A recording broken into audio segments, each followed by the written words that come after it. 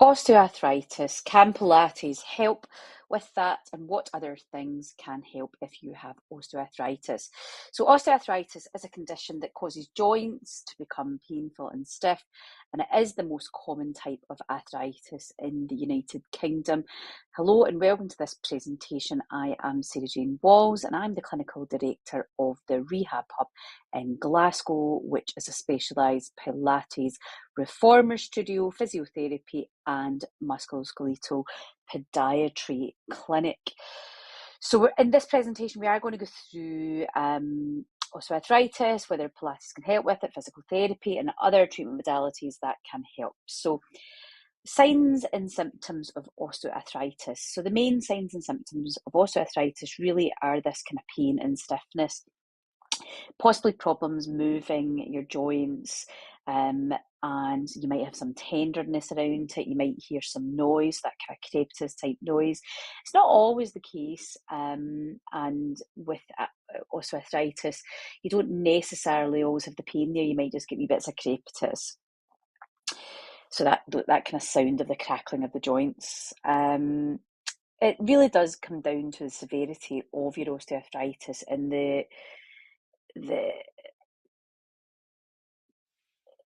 symptoms really do vary. So you could, for example, look at a person, say, for example, we had two x-rays and we were looking at the bones of, say, for example, a hip. And you could have one hip and the x-rays look pretty similar, and you could have one person who's in severe pain and the other person who's not got any pain, but their symptoms look similar. So it doesn't always correlate to what maybe an x-ray would show, and actually we wouldn't, getting an x-ray wouldn't generally be something that you would be doing, but we'll get to that further on in this presentation. So as I said, symptoms can be mild, but for other people they can be absolutely life-limiting. I myself had a full hip replacement in 2021 due to osteoarthritis in my left hip. It can be pretty miserable and can have a really negative impact on your normal daily health outcomes, and just having a normal healthy life disrupts a lot of things like your sleep, your eating. If you're on medication, it can be pretty miserable. Some of the side effects of them are grim. Now, what causes osteoarthritis? Basically just normal life. Your joints basically are exposed to this low level damage, but normally your body would just repair that and you wouldn't experience any sort of pain. But in osteoarthritis, the cartilage, this protective cartilage that's at the end of your bones, essentially breaks down, and you get this pain and swelling and problems moving your joints, and you end up in some instances with lots of bony growths around the area, and it can become really red and swollen and really sore. The exact cause, we don't know. But we know of things that contribute to it. These are overuse. This is why a lot like myself, I used to be a runner, I ran the Scottish running team. And when you've got at running at that elite or a sport at an elite level, and I see that particularly importantly because exercise, and particularly running is very good for you. It's a great thing to do, so don't be put off by running. What we're talking about is those athletes at an elite level, so they get that overuse injury, and that has been shown in research to increase the cause of osteoarthritis. You might get secondary arthritis that may have happened due to maybe you've had an injury, maybe you've had surgery, maybe you were in an accident earlier in your life, and it's more likely that you'll get what's called secondary osteoarthritis or arthritis.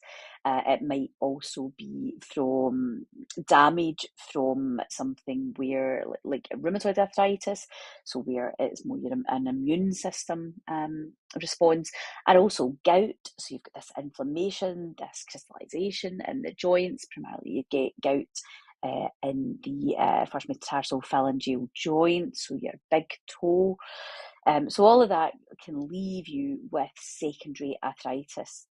Your age also increases your risk of arthritis, so the older you are, your higher your risk, and that goes for many things. As we get older, we're higher risk of most things. And it just means that you're more likely to have it if you've got a family history, because it does tend to be hereditary.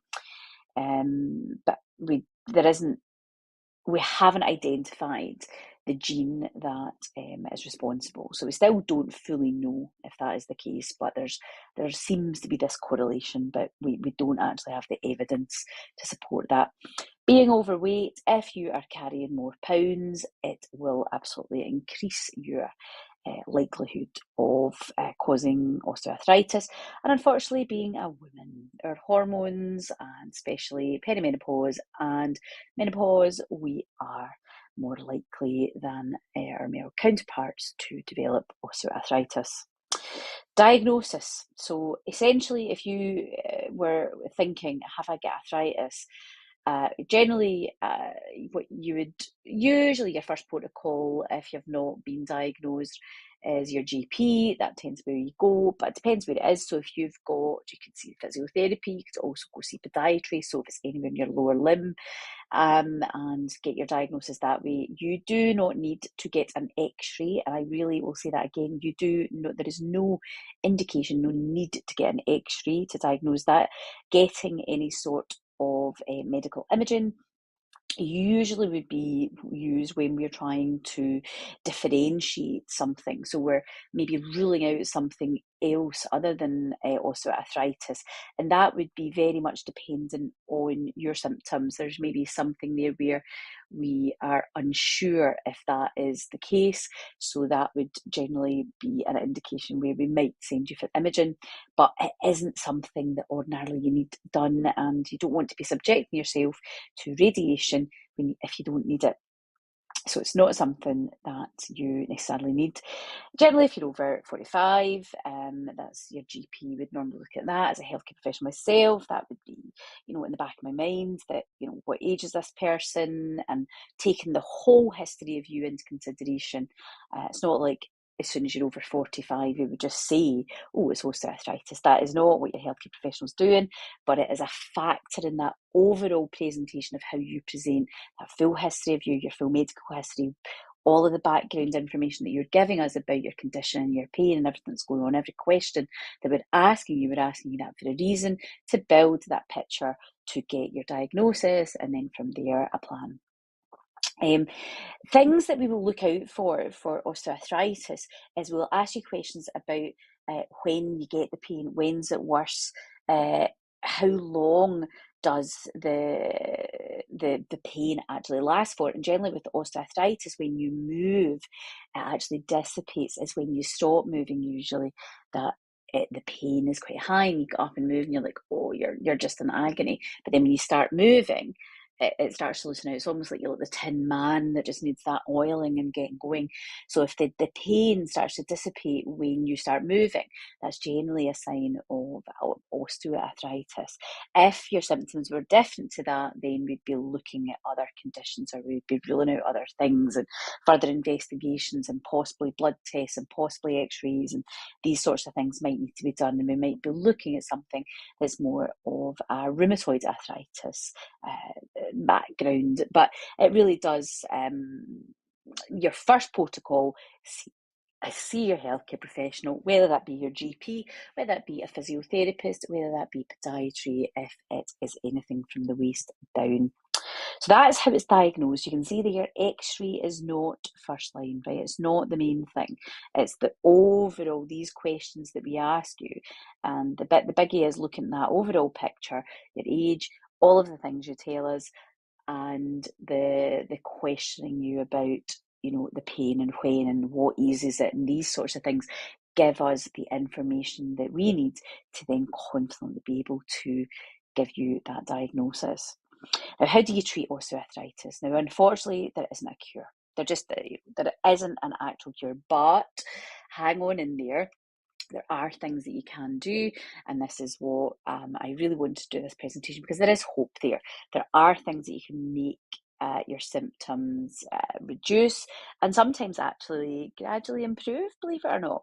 And there are a number of treatments that can massively improve your symptoms, and especially if your symptoms are not in that really, really, if we're thinking about that pain scale of 10 being the worst pain imaginable and 0 being no pain, you're not up at the 10. If you're kind of in that grumbly 6, 7 or less, then these types of things can work really, really well. So things that you can get done, obviously we know things like joint replacement right now. That's end of the road. That's the last option. So when everything else has failed and you've tried physical therapy, you've tried MSK Podiatry, you've changed your footwear, you've possibly looked at maybe needing orthotics, maybe you're carrying extra pounds and we need to look at helping you lose weight. You've done all the other stuff. Surgery is that is the final thing. Obviously, that kind of medical model as well there. I know for myself, I was on a big mix of different medication, including things like naproxen. I was on codridamol, and actually had diazepam as well for some muscle spasms. So amitriptyline and gabapentin can sometimes be given out for these kind of things as well. And your GP is just trying to calm everything down, because if we can get you moving, if we can reduce the pain enough that we can get you moving, we know that that will be better for the joints. That's the worst thing that you can do when you've got osteoarthritis, is not move it. I know that you think, what, really? Yes, you're hearing that right. It's almost like what we want to do is we want to get the joints moving, and we want to kind of, motion is lotion, as I've always said, and we want to, it's almost like you're getting the WD-40 into the joint, so you need to move.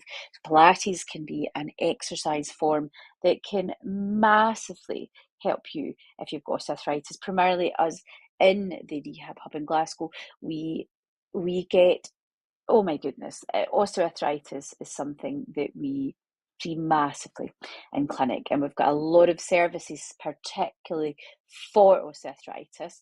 It is a personal passion of mine. Actually, my PhD is primarily dealing in rheumatology, so rheumatoid arthritis, but very much that is my special interest as an MSK podiatrist myself. I see mainly patients who have got either an immune type of arthritis, whether it be rheumatoid or ankylosing spondylitis, or but also osteoarthritis. So it's something we are very used to seeing here. And as part of that, we utilise Pilates, particularly Pilates Reformer, because of this extra support that utilising the machine can give you from that rehab perspective. It is a beautiful exercise form that will not put that strain in your joints that maybe other types of exercise may be just not doable for you. You're just, it can be a catch-22. We're telling you to lose weight, but you can't do the exercise because you're in agony. I totally get it. So Pilates can be an amazing amount of freedom for you with osteoarthritis, and can really, really help you.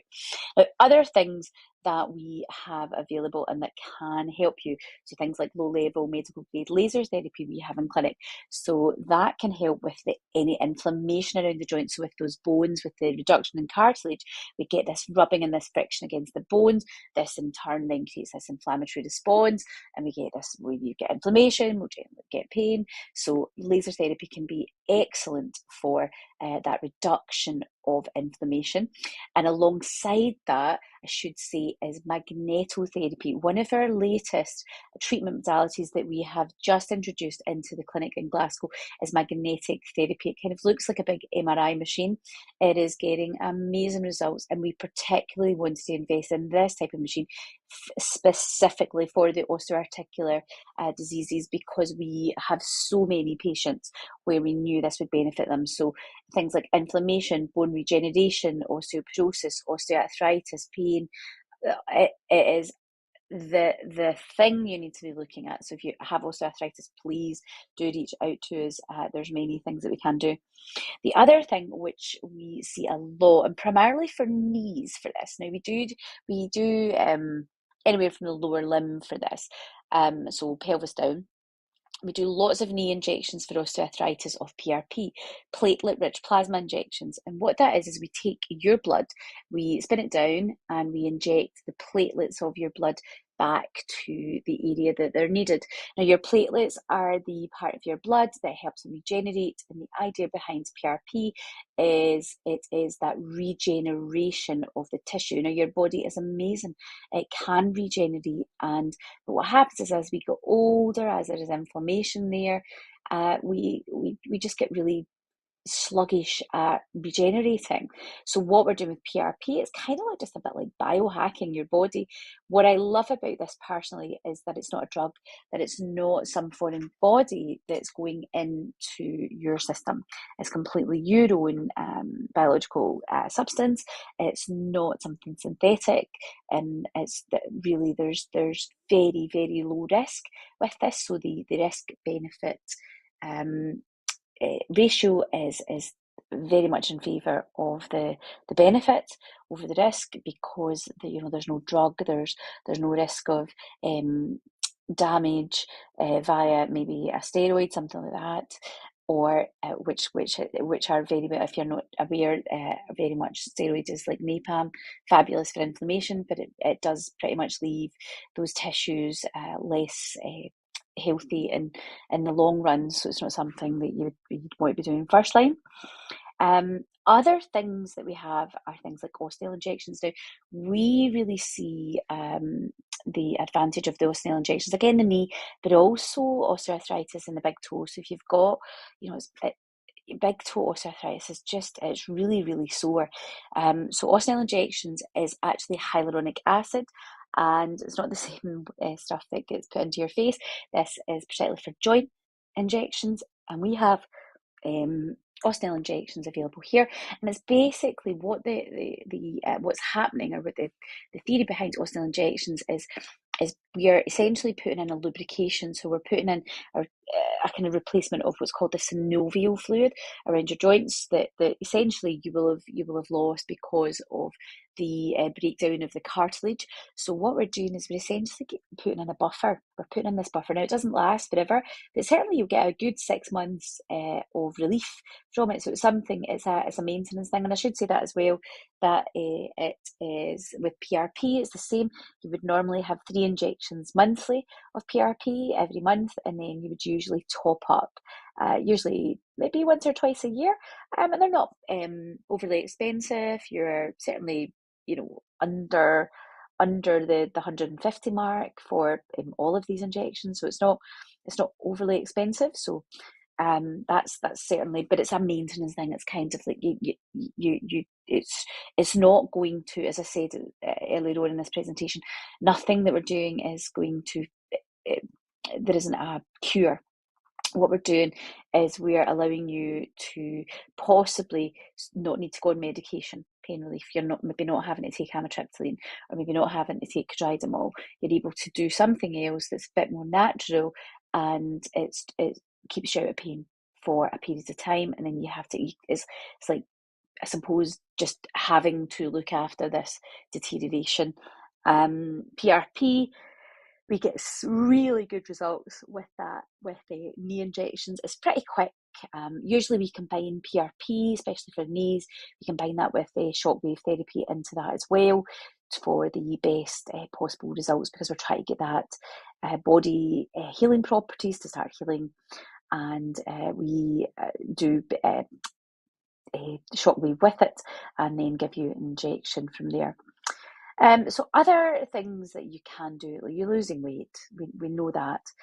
Footwear is massively important, so please speak to us about that. Book a podiatry appointment.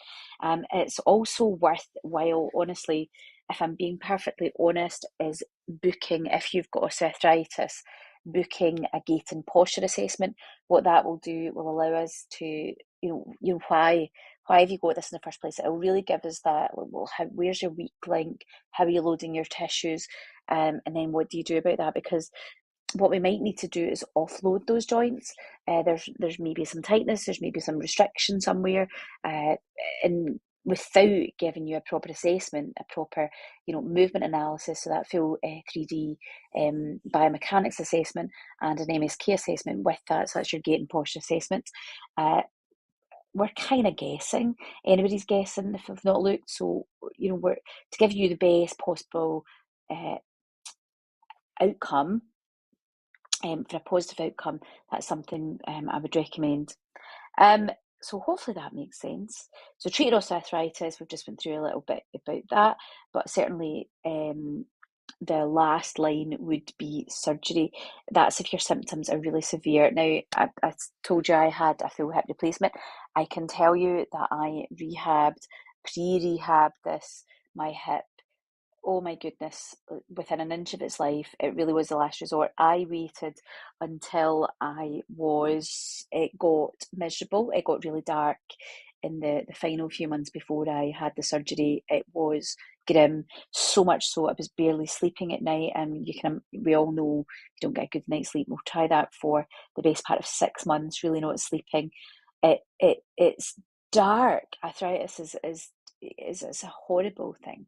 It's that deep bone throb that just is like this low level toothache just there all the time, like a slow dripping tap, just draining you of your life force. That's what it feels like. That's maybe sounds a bit dramatic, but really that is how I felt. It was dark. It was very dark. Now, surgery has its place, and I can honestly say, having my hip replaced, it wasn't, and I'm still in my 40s. It was a devastating thing for me to have to do, but I reached the end of my road. I couldn't, and I was on a lot of medication, and by that point, I was getting all these side effects from that medication as well, and I just did not want to continue that way. To be honest, I had no option. I had to get the surgery. That is a personal thing for you. One of the great things that we do within the Rehab Hub is we have pre-op plans there as well. So no matter where you're at, we're able to support you and help you. So we've got so many clients that want to delay their surgery. They know that possibly down the line they're going to have it, but they're just not wanting it. Maybe they want to leave it until they're a bit older so that they're getting the longevity out of that. Whatever your reasons are, maybe it's you need to lose weight before the surgery. Everybody's got different reasons.